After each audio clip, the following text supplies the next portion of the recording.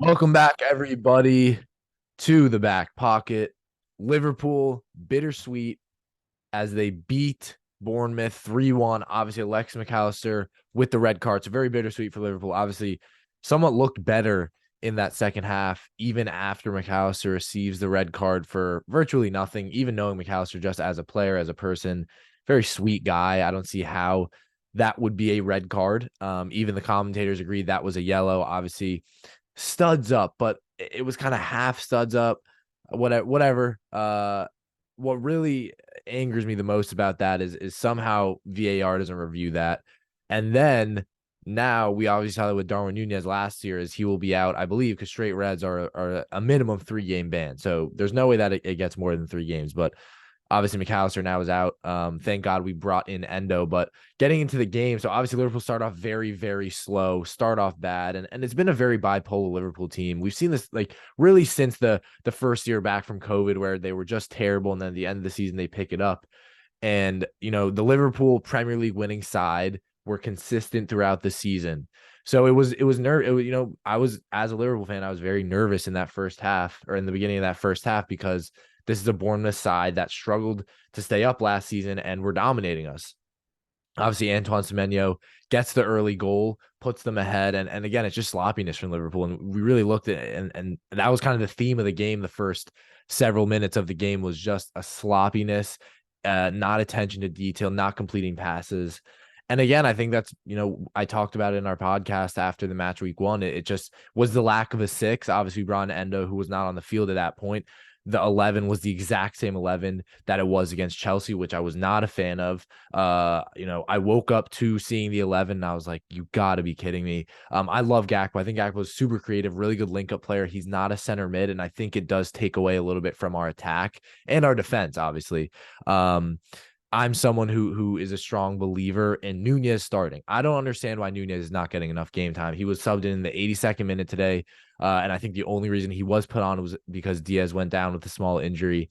So I don't understand why Nunez is not getting a ton of play time. Nunez has proven throughout preseason that he is someone who can score, someone who can assist. I think he's primed for a breakout season, and I don't understand why Klopp is not playing him. I think Nunez is this year, if he can start, can put in 15, 20 goals for Liverpool. With Endo now, with a six, Szoboszlai looks fantastic. Darwin Nunez needs to start playing for Liverpool. As a Liverpool fan, it's a non-negotiable for me. I think Darwin Nunez is a fantastic player, and I think it's a waste of talent to have him sitting on the bench for 85 minutes of the game. It doesn't make sense to me. I think he should be starting. I love Diogo Jota, but I think Jota provides more as a substitute, where Nunez does not provide as much as a substitute. I think Nunez is a player who provides more as a starter. So that I did not understand for Liverpool. I think Nunez should 100% be a starter. I think it's a waste of money. We dropped $80 million on him, and now he's playing the back end of a game against Bournemouth where we're up 3-1. So that was very disappointing to me. That and the red card were two things that are very disappointing to me. But when you look at the play style, it was kind of in and out for Liverpool, and then they obviously really caught fire towards the end of the game, and it just really went from them. Luis Diaz is might be our best player this season. From what we've seen, 2 goals in 2 games, and just anything he touches turns to gold. His ability to kind of manipulate the ball like no other. It's to me, it's just insane that the ability where he's able to put his body in these positions, where he's able to score these goals. Last season, I remember, I think it was the one against Tottenham, where he kind of slipped and sliced it in at the back post. And it's kind of like, how was he able to manipulate his body to get that in the goal? And then today, pass behind him, flicks it up, 2-touch, kind of half bike side volley goal. Fantastic. And it's just in like that. You give him a meter of space, half a meter of space, and it's very, very reminding of Mohamed Salah when he came to Liverpool. Luis Diaz, 26 years old right now, in his prime, or about to hit it, technically, I guess, if you say players get into their prime at 27. So I think for Liverpool, you're looking at Luis Diaz as the next Salah. You're looking at a guy who could be putting up 25, 30 goals in a season.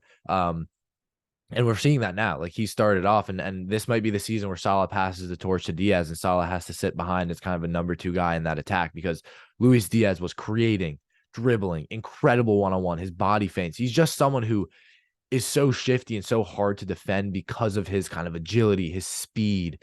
He was just all over the field today, an huge problem for Bournemouth, and a big reason why Liverpool were able to win the game. I think without that spark from Luis Diaz in that first half, without that ability to get the first goal, Liverpool would not have, obviously they would have won the game technically because they scored 2 other goals, but who knows if they would have won the game because Luis Diaz was the one to spark it with the first goal. So I just think he is such a great, great player. And I think obviously he is the one guy because this attack is very questionable who's going to be the starters, but we know Luis Diaz is going to be in that 11 every single week when he's healthy.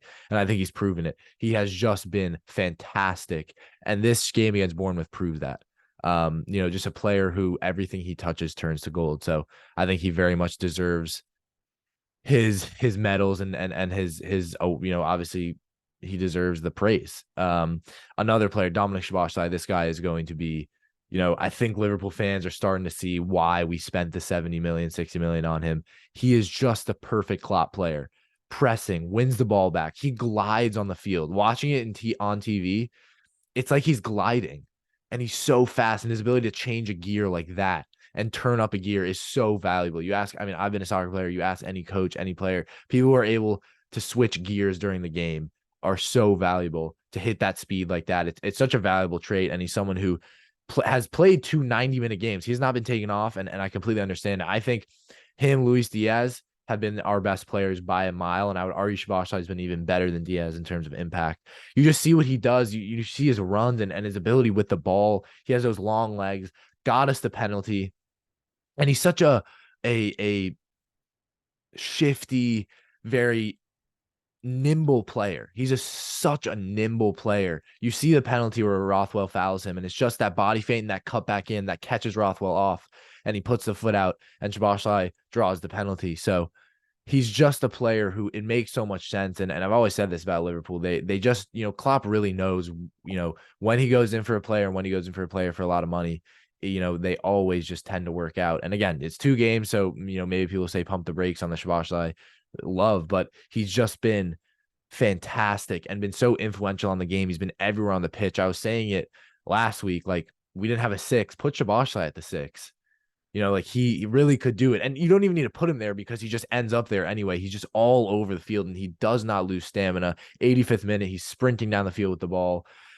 He's just such a good player. And I think what Liverpool have been so smart in doing is Szoboszlai at RB Leipzig was very good in that right wing. He kind of drifts into that right wing position where Salah plays, and then that allows Salah to push into the middle for Liverpool. We know how good of a passer of the ball Salah is, and then they just weren't able to handle Szoboszlai Bournemouth. So it was just fantastic. And the reason they weren't able to handle him, it showed very well in that penalty. He gets the ball in space and again, just does his footwork and gets them the penalty that ends up. So that's how ends up scoring off the rebound. So again, Szoboszlai and Luis Diaz, just, where would we be without them in these first 2 games? Because, they have been absolutely instrumental. And then we'll talk about Wataru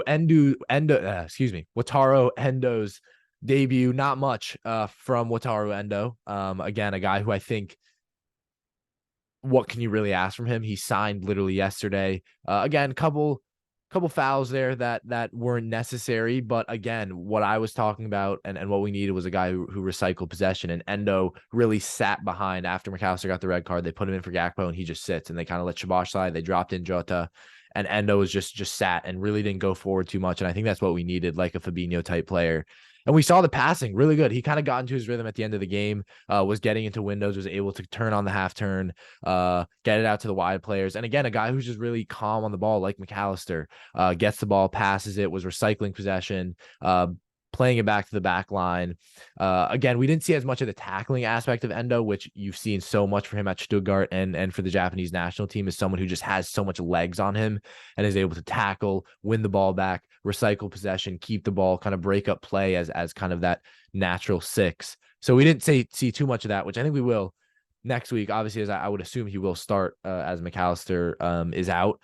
He'll obviously be starting for the next few games, and he probably would even start if McAllister is there. But a guy who I don't even know if I think he's gotten 1 practice in for Liverpool. I think he's had 1 full training day. And again, I don't even know about that because he really did sign literally yesterday. But as Liverpool fans, super, super happy with the win. Obviously, kind of bittersweet because we played better with 10 men than we did with 11. But let me know what you guys think down below. Subscribe to the channel. Keane McDermott. I'll try to do these Liverpool match reactions as much as I can. Let me know what you think. We'll see you next time.